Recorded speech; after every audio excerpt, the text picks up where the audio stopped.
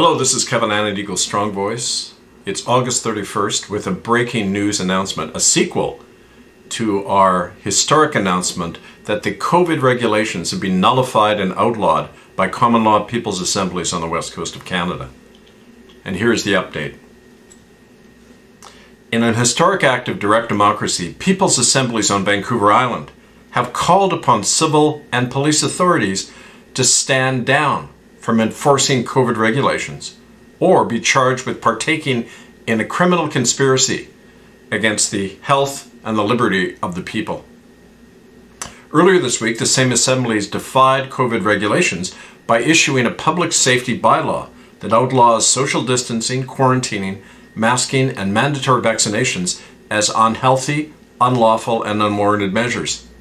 Under this law, anyone who tries to impose COVID regulations can face imprisonment and fines within common law courts established by these assemblies.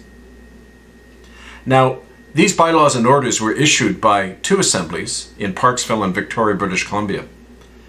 And they set the pattern across Canada. Now, people in over 90 Canadian communities have come forward and asked for help in setting up the same assemblies so similar bylaws banning the COVID restrictions can be passed.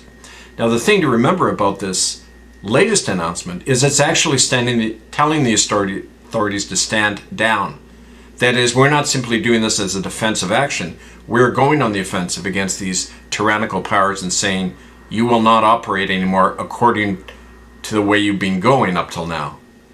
This, in short, is a declaration of independence from the system. We are taking the power back. We, the people, are establishing the laws and the jurisdiction.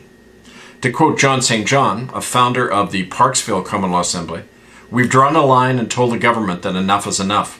When the system becomes lawless, it's up to the people to reestablish justice. We're calling on the police to enforce this bylaw, or we will.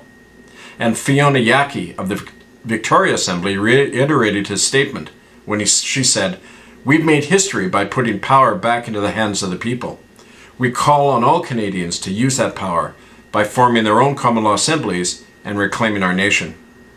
News of these actions have spread like wildfire around Canada and the world, prompting hundreds of Canadians to come forward to volunteer for this movement to establish the common law republic.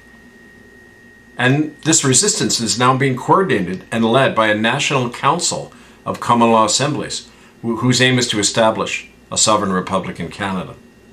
Now, you can write for more information to the Council of Assemblies at protonmail.com.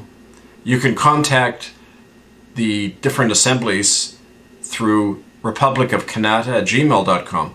And you can also listen to a recent interview with two of these leaders of the assemblies describing how they brought in these bylaws at bbsradio.com/herewestand, the August 30th interview that's posted there just now.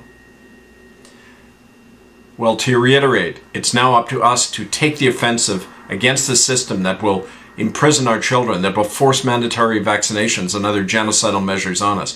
We are telling the authorities to stand down. We're doing it through our common law assemblies, and we're going to enforce it with our common law sheriffs and courts. Stay tuned for more updates. This is Kevin Annet, Eagle Strong Voice, republicofcanada.ca. I thank you.